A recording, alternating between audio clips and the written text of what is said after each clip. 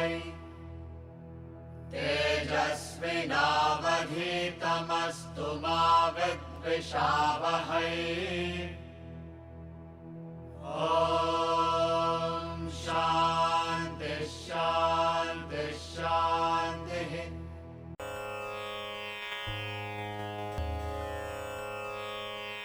अग्रे वह्निः पृष्ठे भानुः रात्रौ जुगुकसमर्पितजानुः। करतलभिक्षस्तरुतलवासः तदपि न मुञ्चत्याशापाशः।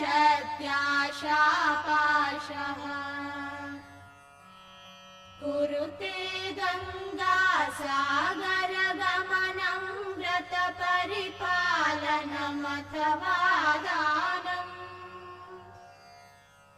ज्ञानविहीनः सर्वमतेन मुक्तिं न भजति जन्मशतेन।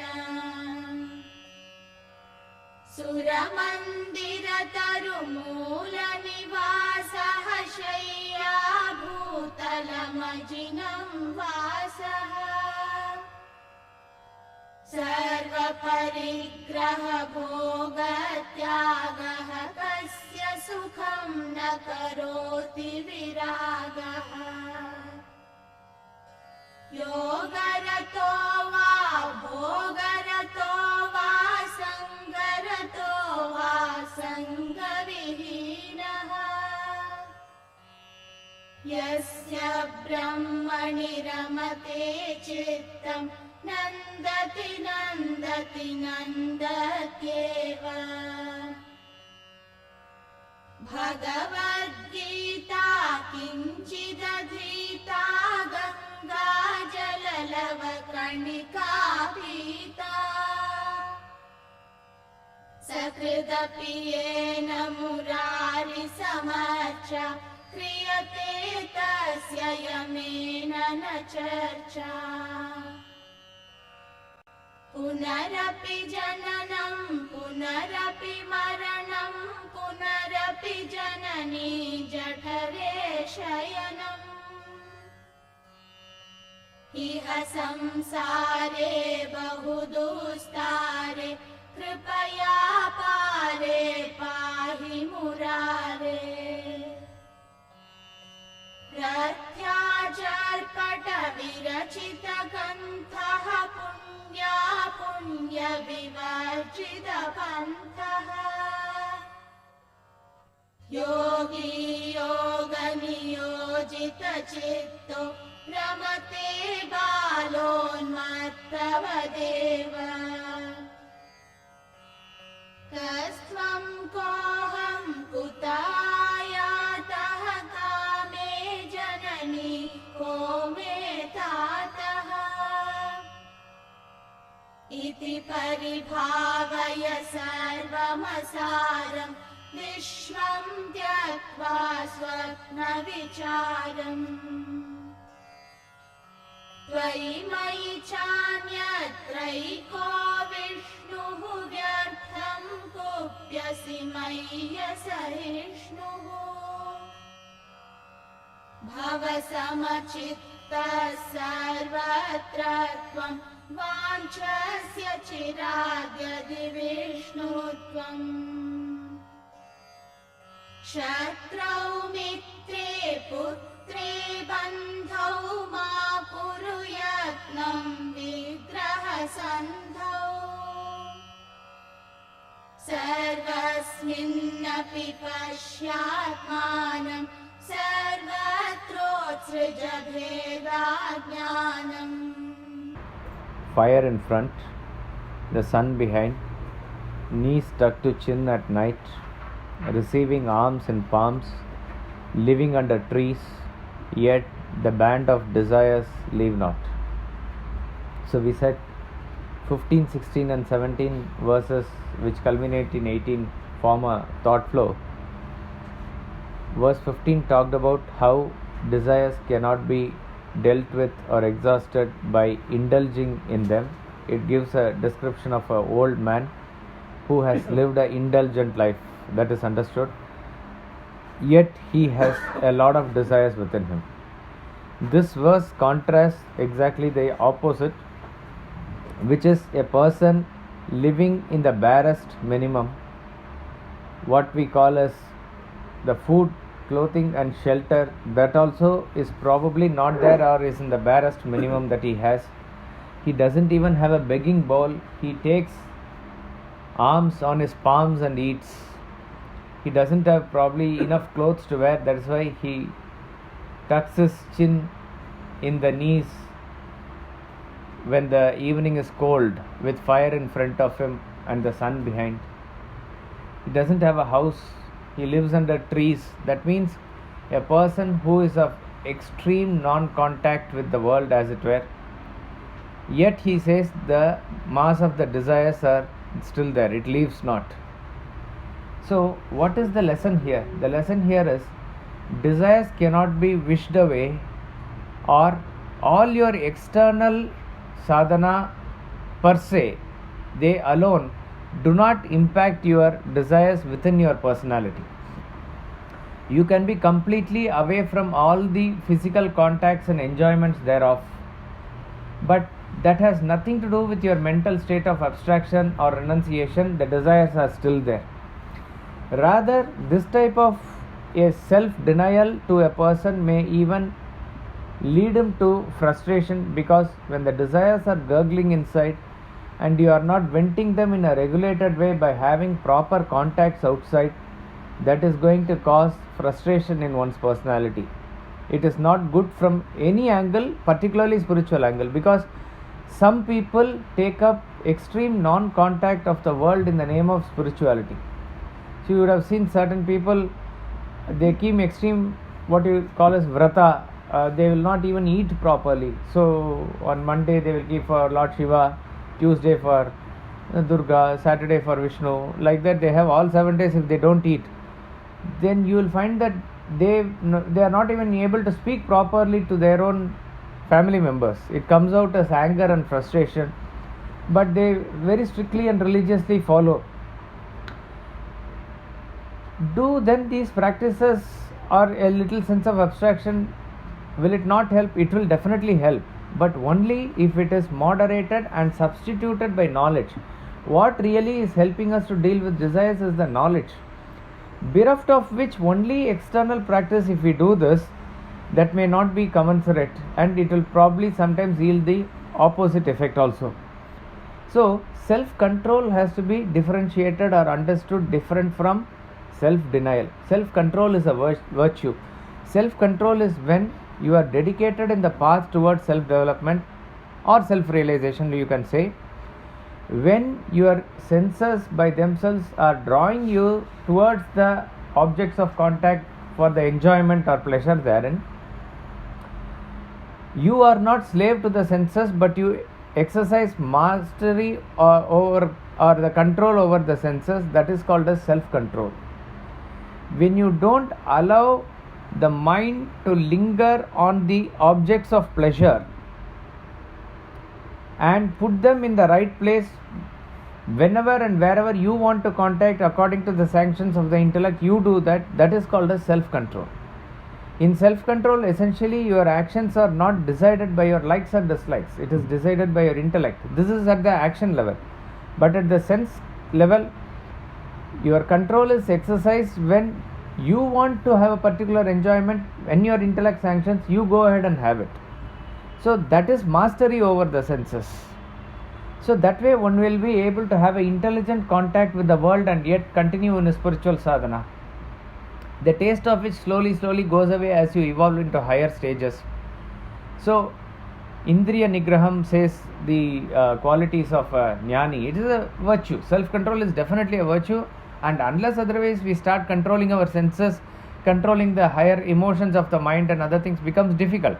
And then how do we then finally sit in the seat of meditation? It is rather difficult. So the spiritual sadhana, one of the initial steps is self-control. But self-denial is in the name of self-control. If you are going to deny even basic contacts from the level that we are operating at. See, it is a gradual state of process. You must be doing the sadhana naturally at every stage, but it involves some effort and some sort of abstinence and withdrawal. If there is no effort at all, then there is no sadhana. So you have to go through a little bit of trouble, a little bit of withdrawal, a little bit of abstinence. But then it has to be substituted properly by knowledge. So the emphasis is gaining of knowledge and the practices, in which the abstinence plays a very beautiful role. So they act as two pedals in a cycle. Last verse of chapter 3 of Bhagavad Gita talks about this. Evam buddhe param buddhva samstabhyatmanam atmana.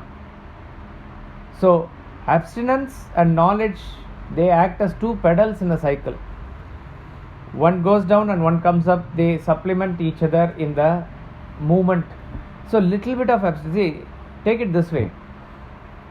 On a Sunday morning, when probably most of us who are working, let's say, Sunday is said to be the holiday rest day, you can get up a little late and relax. But if you are going to, within quotes I am saying, sacrifice that is a sense of withdrawal that you have done.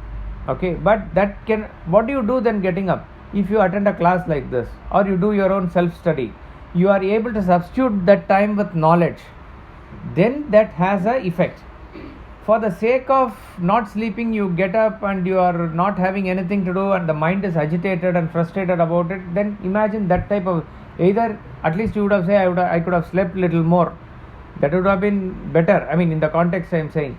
So wherever there is a withdrawal, wherever there is abstinence, there must be a substitution of knowledge. Even as a person, let us say, who wants to get out from the habit of extreme alcoholism, at 6 o'clock when the bell rings, he is there in the club. And in the club, when everybody is drinking, in that company, you cannot practice abstinence there. Not possible. So therefore, forcibly 6 o'clock not going to club is a must.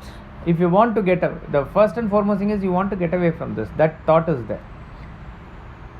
When you want to get away from that, 6 o'clock you don't go there, but you cannot sit somewhere in the house and keep on brooding over it again and again. You need to probably intelligently go to a temple or a satsang by substituting it in an intelligent way.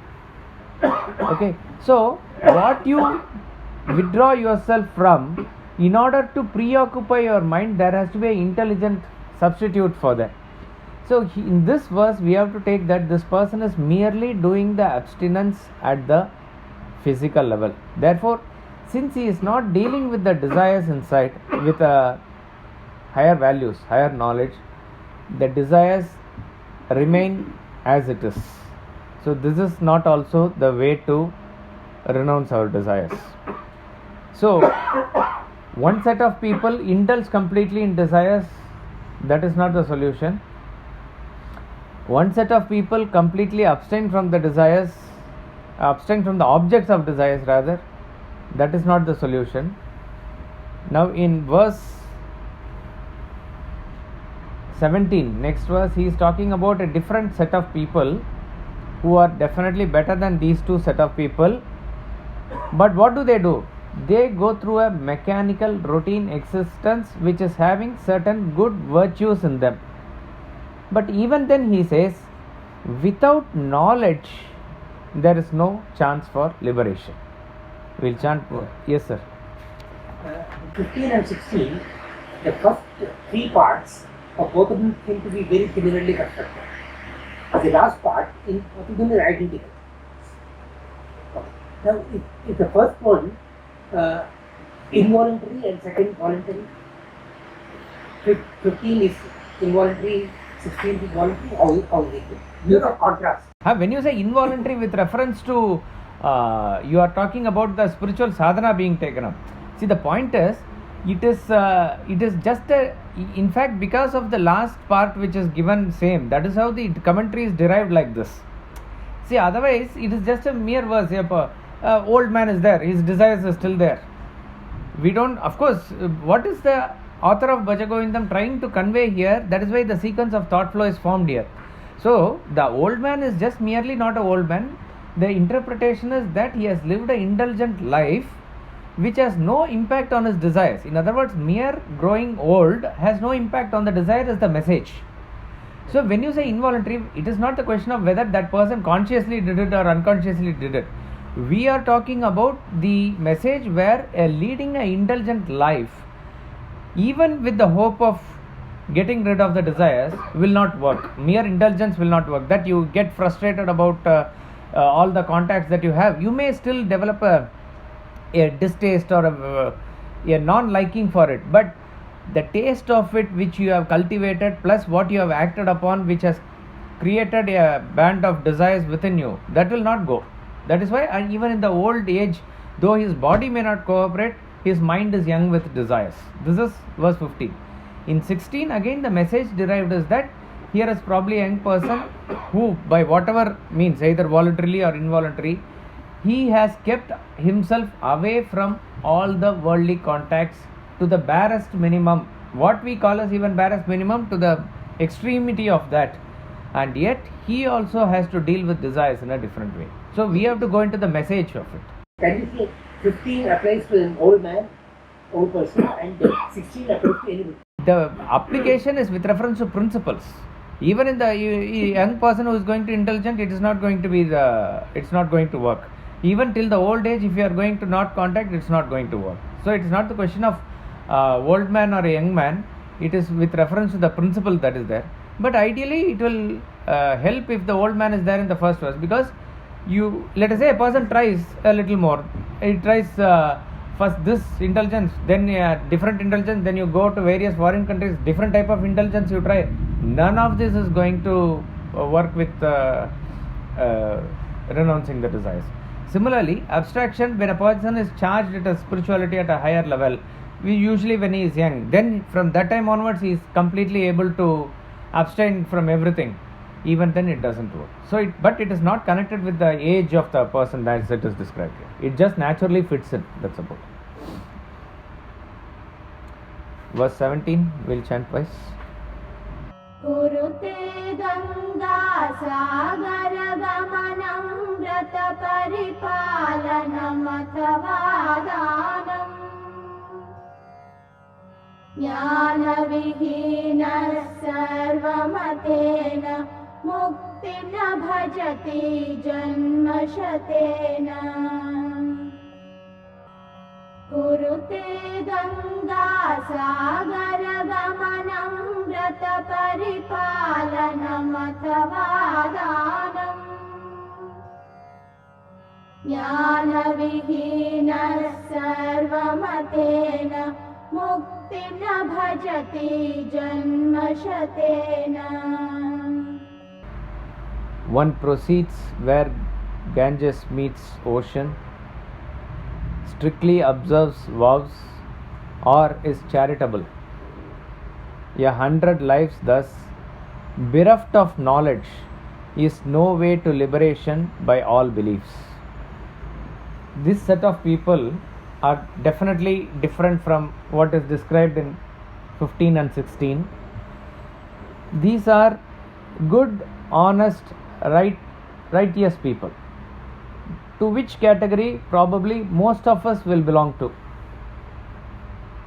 I mean, I'm saying not just in India, all over the world, most people are really good people. If you take of course everybody has plus and minus, but if you overall take the average where it will lean to, most of the people will fall under this category.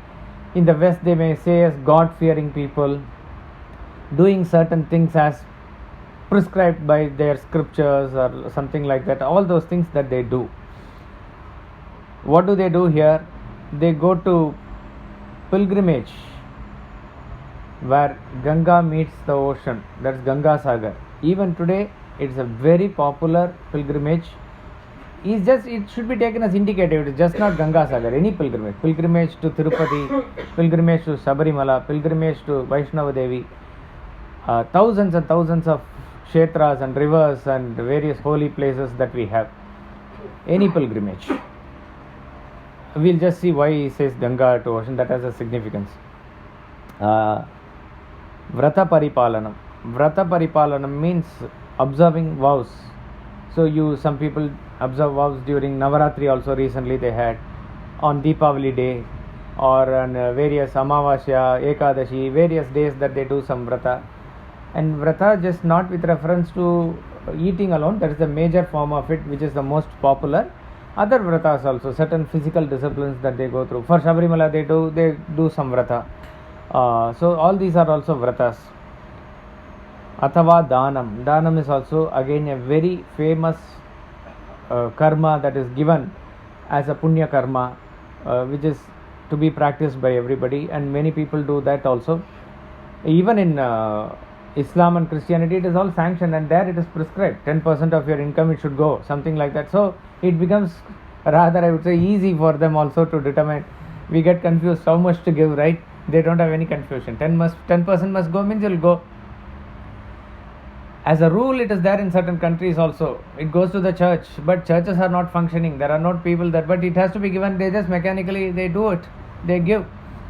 Vrata Paripalanam Athava Danam. Nicely, these three fit into what is given in 17th chapter of Gita as three main Shastra karmas, which is Yajna, Dana and Tapa.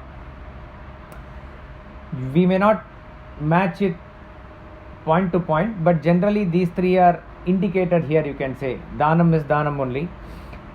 Pilgrimage can be taken as some sort of a Yajna here. Yajna is usually Yajna is translated as sacrifice in English, but it is not in real sense of term sacrifice as it is understood in English language. It is offering of something by which there is a kindling that happens, which raises your level of consciousness to a higher level. Usually sacrifice is associated with some pain. Pain is what is the hallmark of a sacrifice, and that is how it is understood in Christian sacrifices, but that is not the case here. Yajna is a aspect of extreme joy. It elevates to a different level of consciousness. That is called as yajna. So, and then observation of vow can be equated to tapas. Tapas is where you are conserving all your energies and directing it to a higher cause. So in 18th chapter there is a point of discussion that Krishna takes up. There are some set of people who recommend that all actions have to be renounced as evil. There are other set of people who say that you renounce all actions except yajna, dana and tapa. Yajna, dana and tapa are the important actions, useful actions, which will release you from all other actions also. So at this point of time you hold it, and then Krishna says, according to my opinion, we must not leave yajna, dana, tapa, because he is talking to Arjuna, who is the adhikari, who is representing all of us. So at the level that we are, let us not leave these type of actions. These type of actions, when we do diligently, then we will be able to get rid of all other actions, and eventually these actions will also leave us. So these type of actions, for the time being, never leave at all, is the message that Krishna gives. You have to again understand with reference to who is the adhikari and what is the context.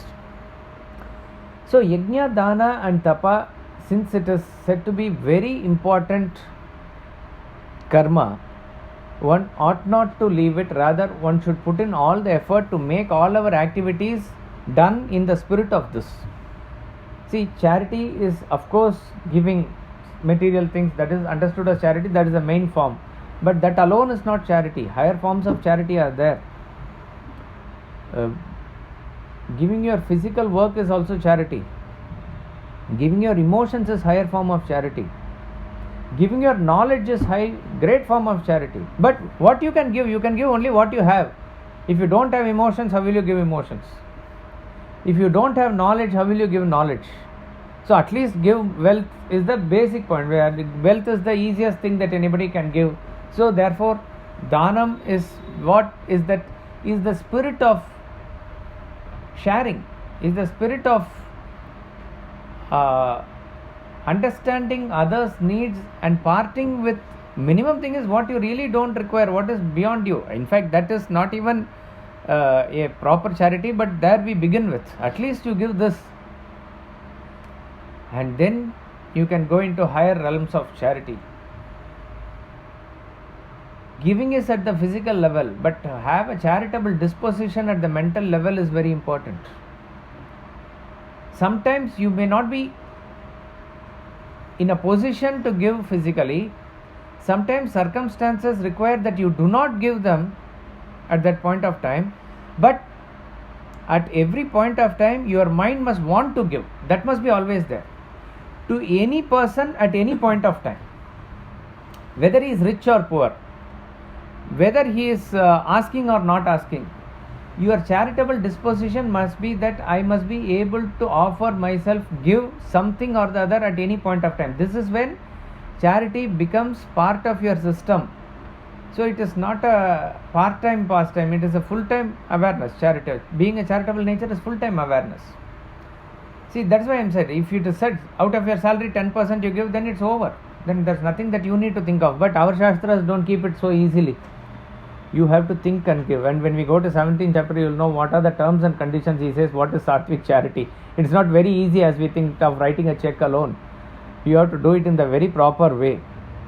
So, since Dhanam is prescribed like this, and particularly in auspicious time also they give, like Grahana time and all they give. So it is a great virtue.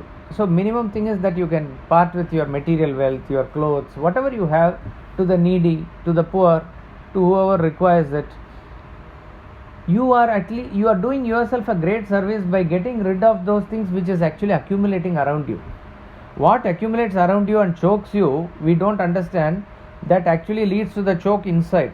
When people think why it is getting choked on the blood vessels inside, this is the reason. There are things around us which probably sometimes we don't even open for years together. It is there kept in the loft, and it goes neither as a use for you nor for others. It is a criminal waste.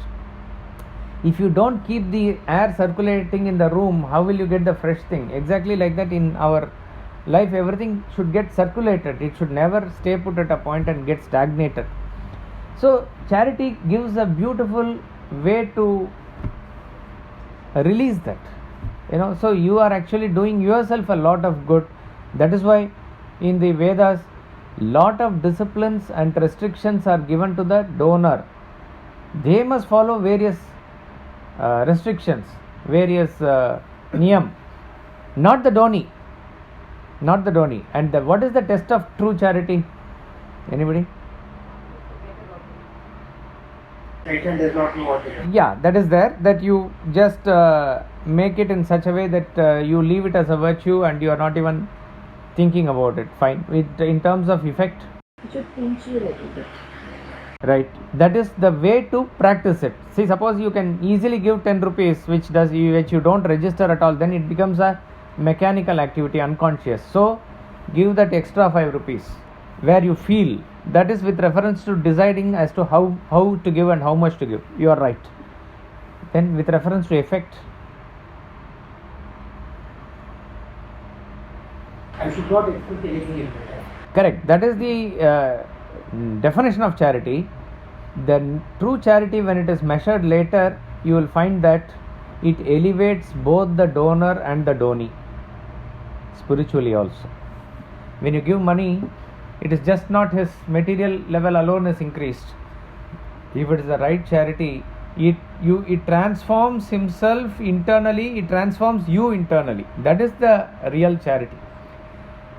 Charity, there's a lot of stories that are given in our Purana and Itihasa, and we know story of Karna and Rantideva.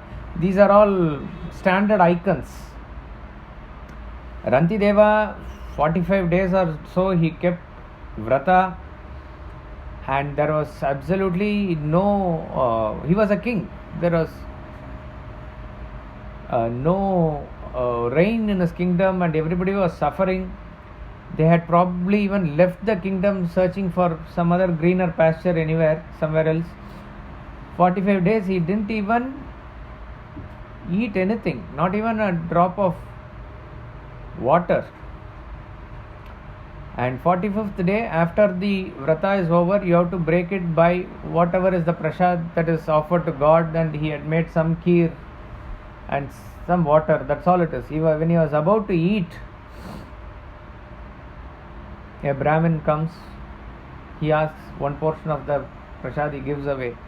Imagine The most irritating thing is, forget about vrata, another thing, when you are angry, when you are hungry for a long time, and when you are about to eat, when somebody comes and asks, how much irritation you get.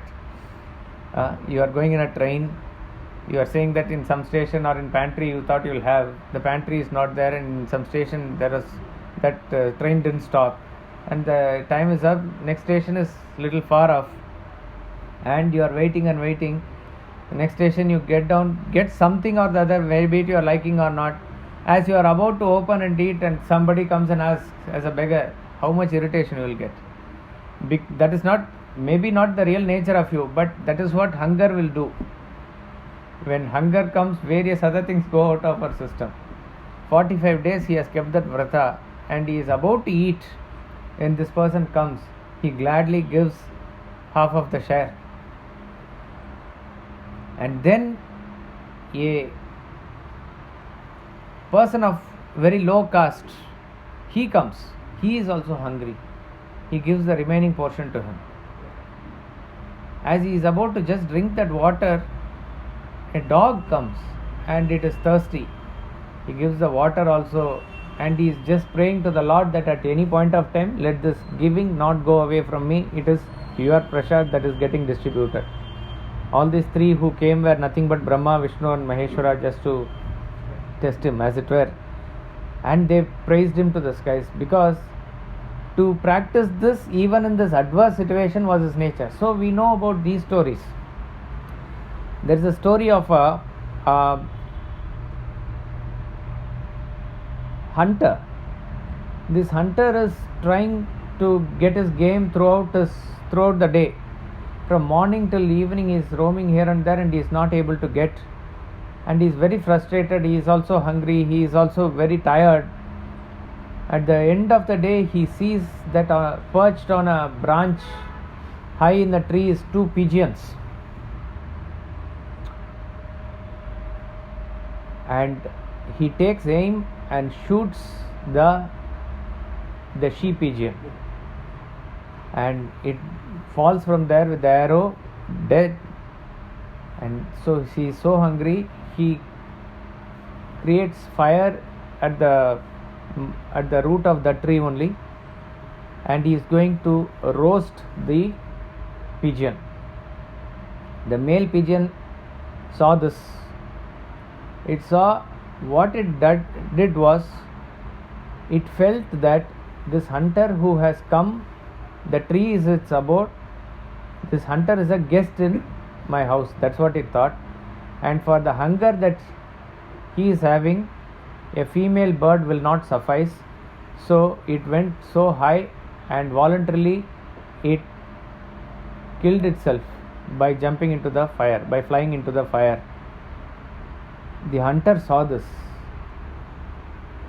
and the dove did not do anything out of any motive or intention. This is just the motive, nothing else. He saw this, he was extremely moved. He saw what had happened, and then what happened is that the story goes that this act changed his mind. Actually, he was no more killing other animals, he went on his own path of evolution. This is the story it goes. Now in this story, the pigeon did not have any selfish motive of sacrificing myself or something like that, or any unselfish motive of, I have to redeem this hunter who is having all this negativity, nothing like that. It just did what ought to be done. Datavyam iti yad danam. That's what is charity. What ought to be done, that's all, without expecting anything in return. That is true charity. Without, if I say put my name here, do this, or will I get punya, even all those things do not constitute to the right definition of charity. Datavyam, it is a social obligation that you do, that's all, it has to be done. When we do the yajna, at the end of it, we have a small, simple, traditional ceremony called the Guru Dakshina, Guru Prasad ceremony. Actually, the term is correct, it is Guru Dakshina, though we say for the sake of convenience, all donations to Vedanta Cultural Foundation are exempt from income tax, ATG, all those things we say. But carefully note, we use the term donation as far as the contribution to Vedanta cultural foundation is concerned. It is correct. But what is it collected for is Guru Dakshina. It is not Dana. What is the difference between Dana and Dakshina? Paying back. Dakshina is what you pay for services that is offered to you.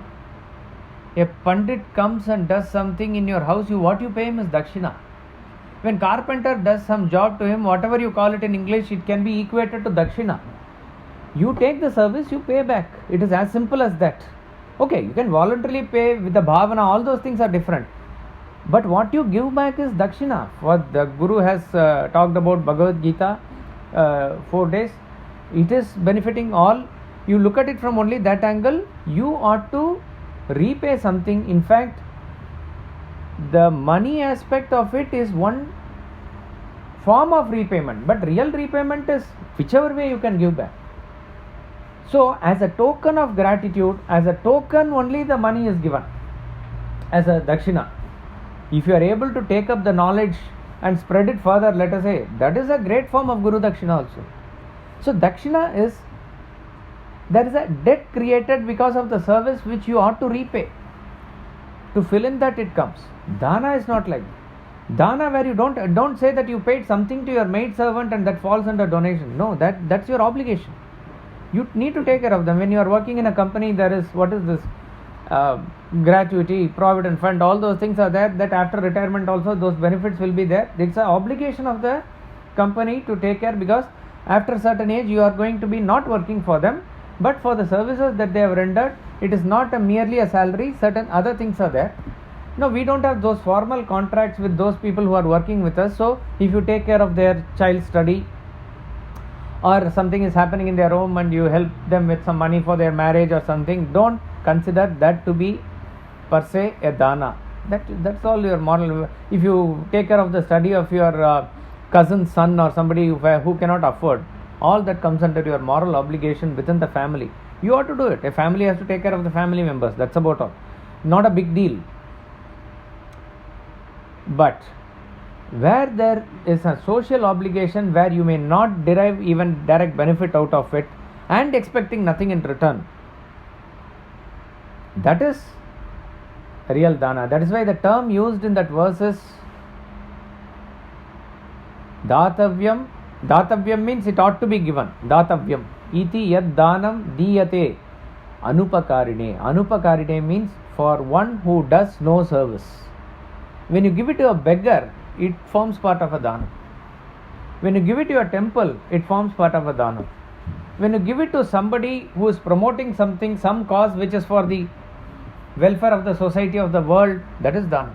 You may have no connection, let us say, with Vedanta Academy or any other institute which you feel is doing a proper service to the world or institute or the society, and you just promote that in whatever way, that is called dana. So danam is where you don't have any personal connection, but you are obliged to give from your position whatever you are supposed to give. That is called dana. It should come automatically, and this is how our system was functioning. Corporate social responsibility, all this comes under probably this, that it is your when your factory is set up there, don't say that I just pay my taxes and this alone. You ought to take care of the somebody is providing you the land, labor, all those areas, it sort of belongs to you. So why don't you do something for them in terms of whatever help that you can do to them. So this is actual dana, and such a danam, which when it is given, it elevates both the donor and the donee. This is how the effect will be manifest. So it is a very important aspect of our spiritual sadhana. Danam you don't leave, but mechanically doing it alone, that is dhanam aspect. Similarly, mechanically following various vows, you go to temple, you go to, yes sir. What will be benefited, please clarify slightly more. Actually, dhanam is a sadhana for the giver. That's why I brought in that pigeon story. In that pigeon story, obviously the pigeon got elevated to a higher level of consciousness. Okay, but what it impacted was, it is an unintended consequence, but really it changed the mind of the the hunter also.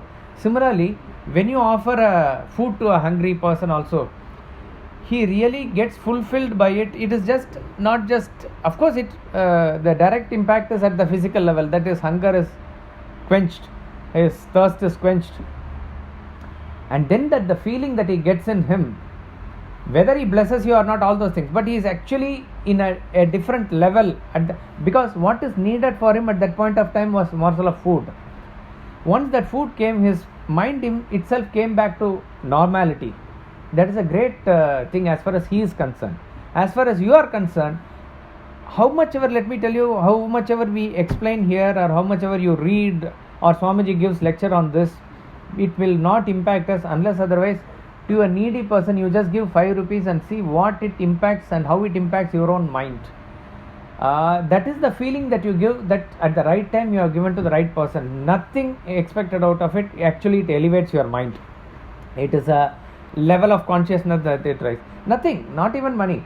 You are traveling in a bus or a train, it's crowded and you are sitting, a old person is there. You just offer your seat to him and you get up. That's all. Right thing at the right time you did for him. And you just stand. And he may give a thanks or give a smile or whatever it is. But you see whatever is the feeling that you feel inside you at that point of time. It's a different kind of feeling. So, Dhanam in a small act like this elevates you. Imagine if the whole life is like lived for others. So it elevates both the donor and the donee. That is the test of a true Dhanam. Why I am saying is, sometimes people give out of weak emotions with maybe good intentions, but without calculation, with pity and weak emotions, they sometimes give it to the wrong place or the wrong time. Say, let's say even to your own child or even somebody else's child. Okay, your own child, you say that's a my connection. Somebody else's child also.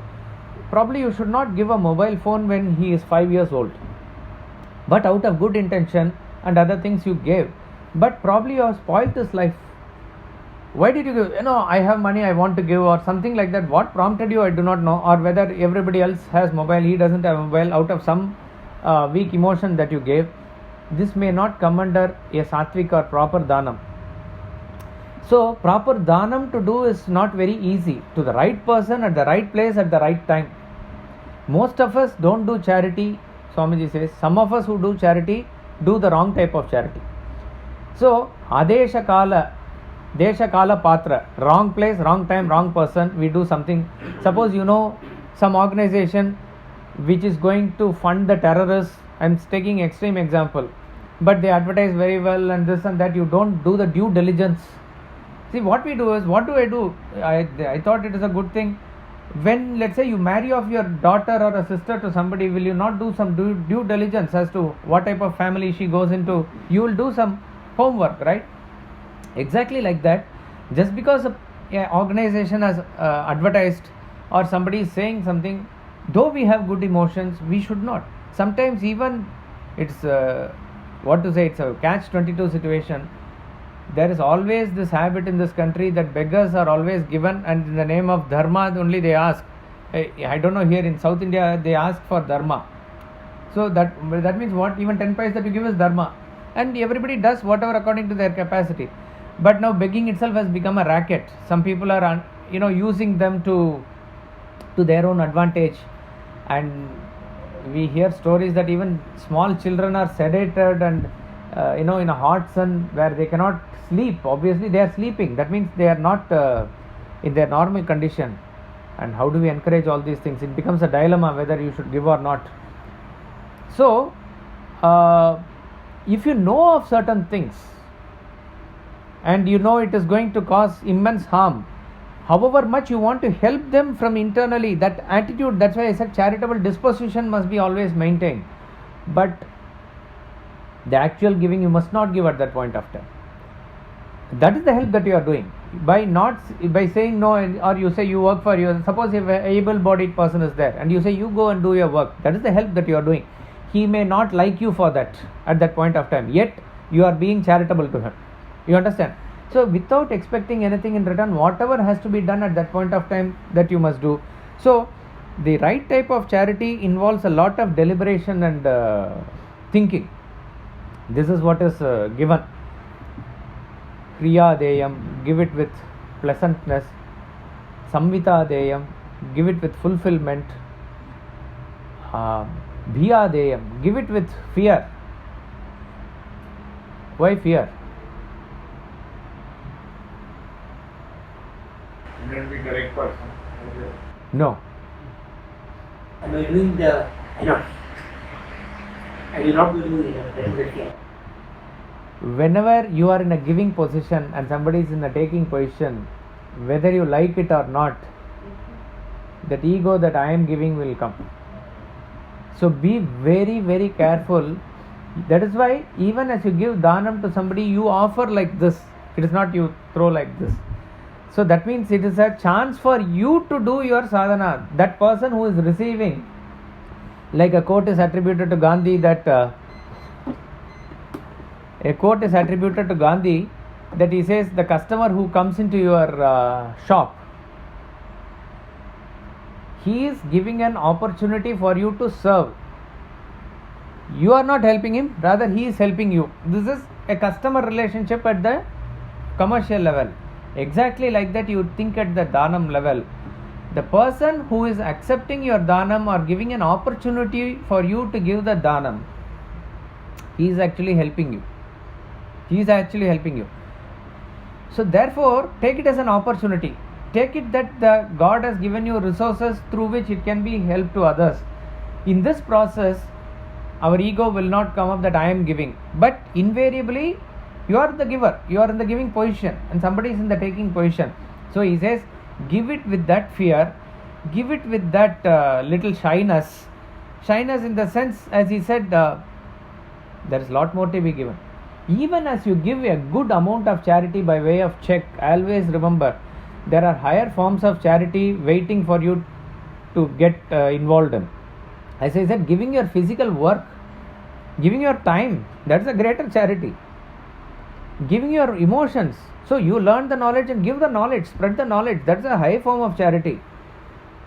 So don't be very arrogant about that you are given money. That is the starting point of charity. You must give money, but imagine that's the starting point of charity. Therefore, with shyness that you give. So all these are the certain restrictions or rules and regulations that are given for the donor. For donee it is not given. It need not be given. But a true charity ultimately helps both the donor and the donee. This is a test. At any point of time, you cannot do, let's say you cannot ask for the horoscope of the other person. I want to read everything about you and then give. If there is a element of doubt, err on the right side and give. Doesn't matter. But as and when your awareness spreads, as and when you know, you will know specific areas where and how to give, what to give. These are the, and if you are able to understand that, because suppose if a temple is getting constructed, everybody will see and it's a very visible thing and everybody will give more. But if there is some area of transaction where knowledge is transacted, you may not be able to see the impact of it in the long run. But that if you are able to see, you must invest more there. At least those who do, because only certain people will be able to even relate to this. So therefore, your focus and area of dhanam becomes subtler and subtler. And not to deny other avenues. You keep on giving and doing whatever you can do to other levels. Those who do cow protection, those who feed others, annadana, those who help slum children with education, those who help poor people with marriage. Enough avenues are there. People say in Kali Yuga, people are selfish, bad. Swamiji looks at it this way. If Kali Yuga others are selfish, you be unselfish, you have enough opportunity to do sadhana, isn't it? If it is said in a way that in Krita Yuga or Satya Yuga, first Yuga, the wife will offer food to the husband only if he brings 2 guests to the house. Like that was that situation in those days. They wanted to serve daily 2 atithi and then only they will eat. This was the sort of a practice that they followed. Now imagine if every house has to have 2 guests, where will they go? It's not possible. Now tell, so that he says, to catch such type of people is easy in Kali Yuga or Krita Yuga. It is easy now. People are ready to come. Let's say if people are ready to come. So therefore, Dana is an opportunity for us in this Yuga to do spiritual sadhana in an easy way. So don't worry about other person, his attitude, what level of spirituality he is or she is in. If that is the right thing to be done at the right time, just you have to go ahead and do it. That's all is the Dana. Yes, sir. So, may not be appropriate question, but still take the liberty of asking. Suppose somebody has 100 rupees to do that, and he donates the dharma of 50 rupees for glory, society, and power. A lot of people do that. Another 50 rupees becomes actually of the food. So, will the second part also get negated because of this first part attitude? Or? Nothing like that. Whatever you will get the result of the action accordingly. That's about all. So this will all not get negated. But the thing is, see why I am saying is, this case study that you are giving, immediately I am not able to correlate, because if a person has understood that it has to be given like that, why will he do half of like this? Nothing. See, suppose you say, I can understand half the punya goes to my ancestors or something, and something of others, but if it is his own name, fame, glory, etc., then he is just doing another type of a sort of a business transaction there. But still I would say it is better than not giving. Better than not giving is this type of thing where he has a transaction, but that doesn't constitute a true thing. When particularly he has a awareness about that he should give without any strings attached to it, why will he do it 50-50? That's why I said the charity or karma yoga or spirituality is not part-time. It is full-time awareness. Once that awareness comes, you will do it as it is. Or rather, if a person is caught up in the level of exchanging his dhanam for something else, he will do it like that only completely. He will not probably, I'm just thinking, the case study that you gave, how it is fitting. So because I'm living in society, you must be evolved to a level where you are totally selfless. You still want that name. That means that's what it is. What you do, that means you have only 50 rupees for dhanam. It's not 100 rupees. That's all is dhanam. See again, when you say the effect of this will it negate the other, you are again talking about the fruit of action. Yeah. So that means the very definition of dhanam is expecting nothing in return. No. Have you understood the definition? I totally agree with you. So that, see, when you say even the fruit is evolution, your eye is on the fruit while giving, you have not renounced the fruit. Maybe it is not on the fruit. At that point in time, we have evolved to a level that, okay, this part I am giving without expecting anything in return. But then finally, when you reach the last level, you drop everything. The fruit keeps incurring, right? That's what I am saying. Your discussion is not about the giving, your discussion is about what accrues out of it. That is again the fruit only, nothing else. So it will not constitute in the definition way. What ought to be given with, as I said, eventually you will rather move away from it, meaning that also is not a conscious effort. You will forget it and go along. That is, you are like a person. Swami Rantideva gives this example. He is walking and his shadow is falling behind. He is such an elevated spiritual soul that his shadow has the power to cure people. Or suppose it falls on a flowering plant, it flowers. If it falls on a fruit bearing plant, it bears fruit. Like that it has power. Or if some rogi or somebody is sitting there, if shadow falls on him, he gets all right. That is the power that he has. But as he is going, the shadow falls behind. Okay, he is walking towards the sun. Shadow falls behind, and all this is happening, and he is not aware that these things are happening. That is how his life will be. So he gave, he forgave. For us it is we get, we forget. That is the opposite happens here. Another thing you said, that the person looks for an opportunity. The moment you start looking for an opportunity, and again the ego comes in. So looking for an opportunity also, I guess, is not correct. What I meant is, in spirit, there is enough opportunity for you to give donation in the present times. All that you need to do is open up your eyes. I have enough money, where to give, how to give. You have, in other words, you have to take the next step to see in reality what is happening, and you will find enough number of avenues to do it. And I would say that since we are talking about getting fixated and focused, even as you see, you can give to all the people who come needy. In other words, you must feel discomfortable to say no to anybody. That sort of that is a correct virtue only, I would say. But still, your major focus or attention will be on certain things where you want to promote it, because we are talking about focus and fixation in all aspects of our personality. So it will reflect here also. Say for example, if a person is having the capacity to research and find out a drug for cancer or AIDS or something like that, let's say, he will not, or he cannot afford to waste his time to cure every headache and fever that comes to him. Though he may know the medicine, he cannot afford to, that's all. So he has to say no there. So that doesn't mean that he is not of service mindedness. He has invested his time for some other bigger cause, which is again going to benefit the world only.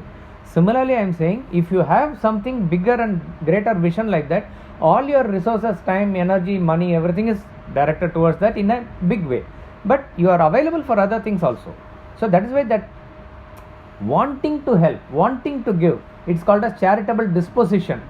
Mind wanting to, anybody who comes, see, a poor man may come for money. A rich man's car may be stuck somewhere that he needs help there.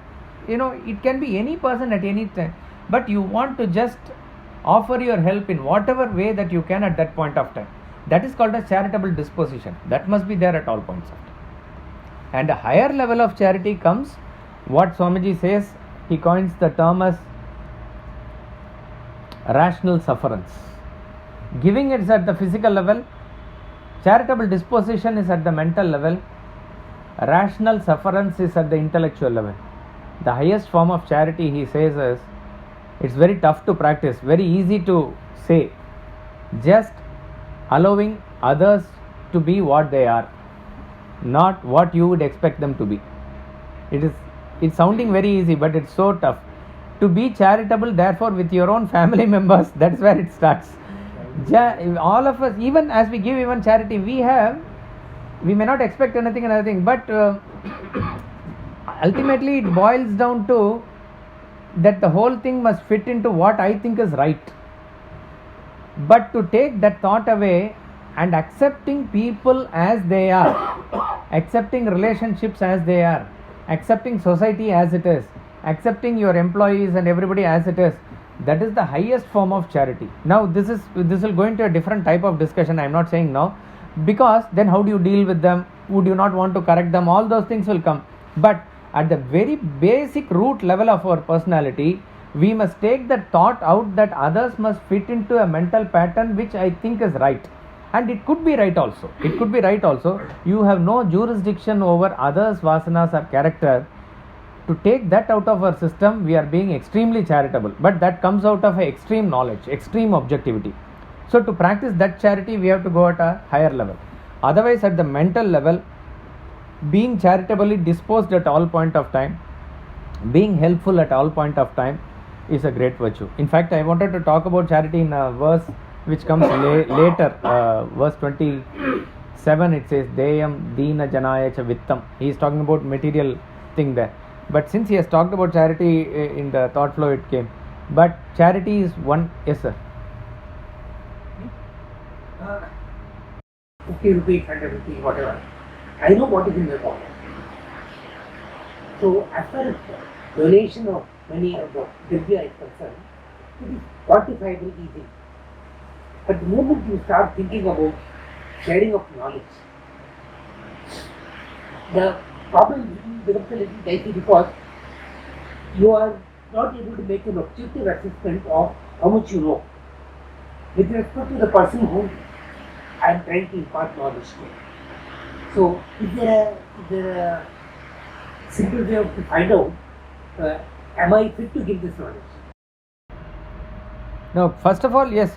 As I said, the basic rule is that you are the giver and other person is the taker. That must fit in. You cannot obviously give knowledge to somebody who is, let's say, at a superior level of intellect. It could be even a secular knowledge at the field of his expertise. Okay, suppose if somebody knows software programming, computer science, you can try and say, but if he knows, there is no point in telling him. He knows. Okay. But the important aspect about all other forms of donation,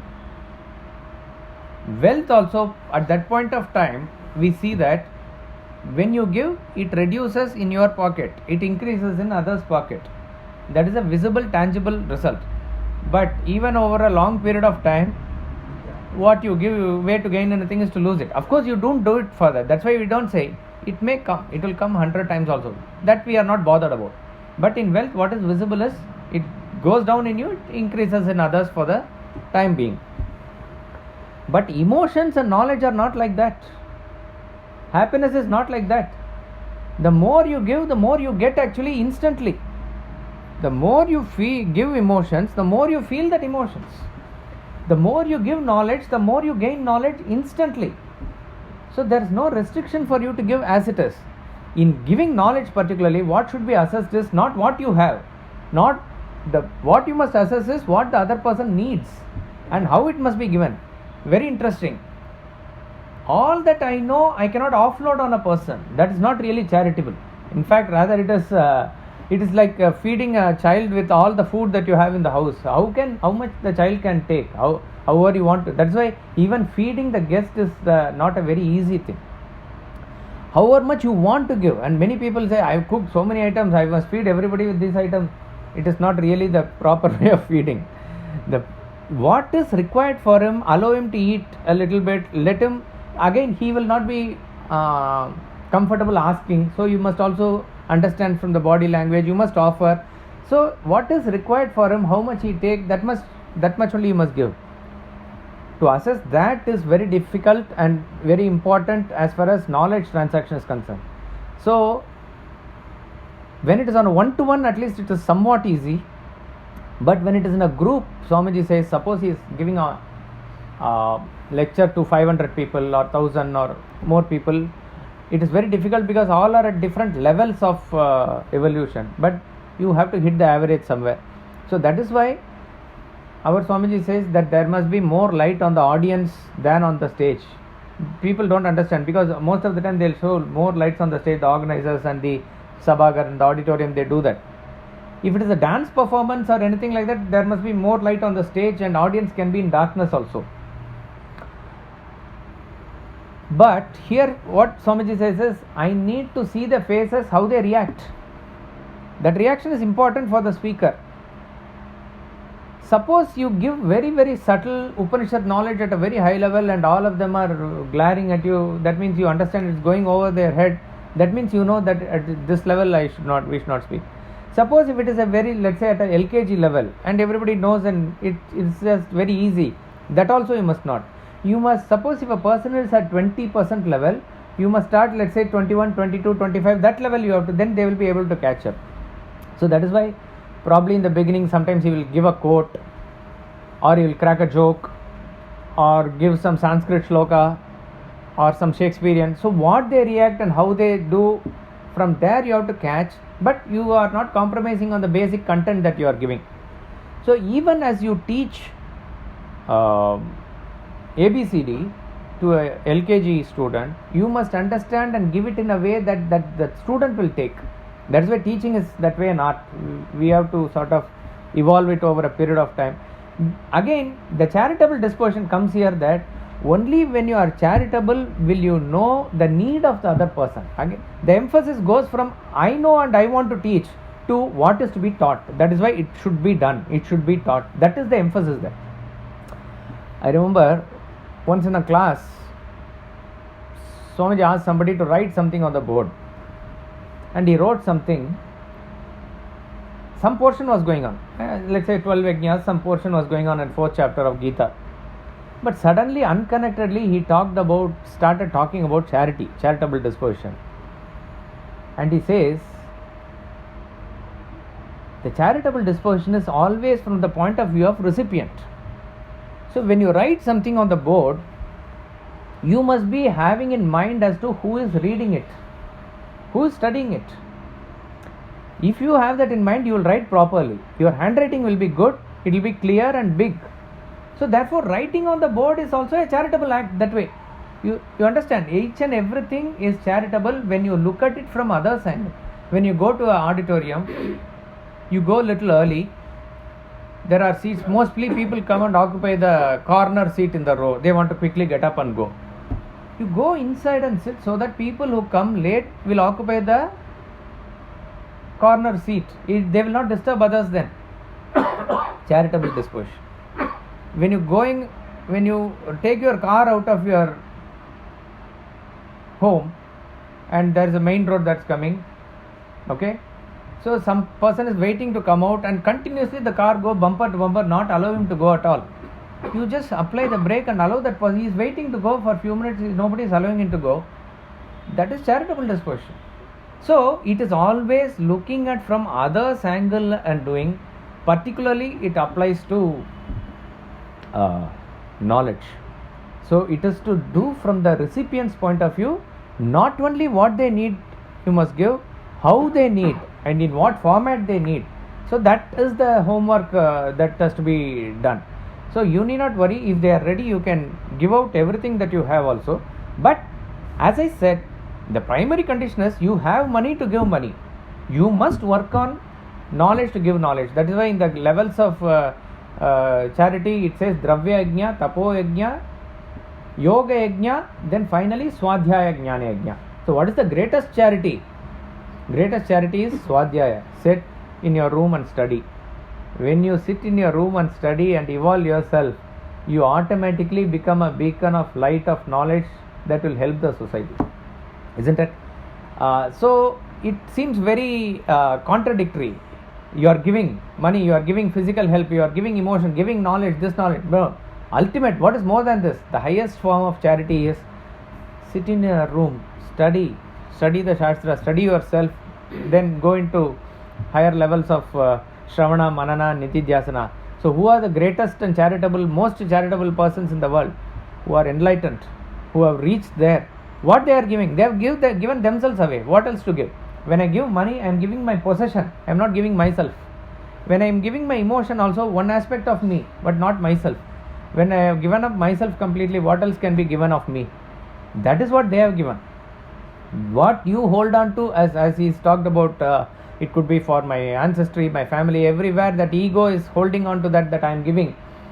That very basis with which I am doing this, that ego itself I have given away. That is the highest form. So therefore, who can give the self-knowledge? The self-knowledge can be fully given by one who is fully self-realized.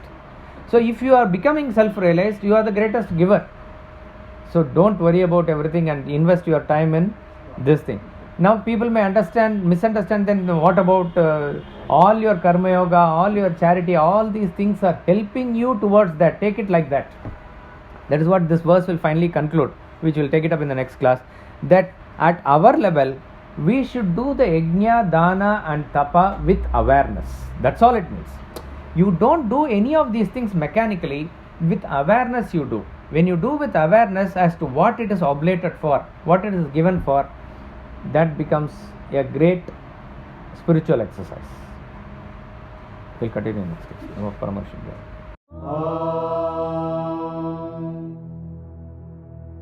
Poornam Adah, Poornamidam, Poornat Poornamudachyate, Poornasya Poornamadaya Poornamevavashishyate. Om Shanti Shanti Shanti.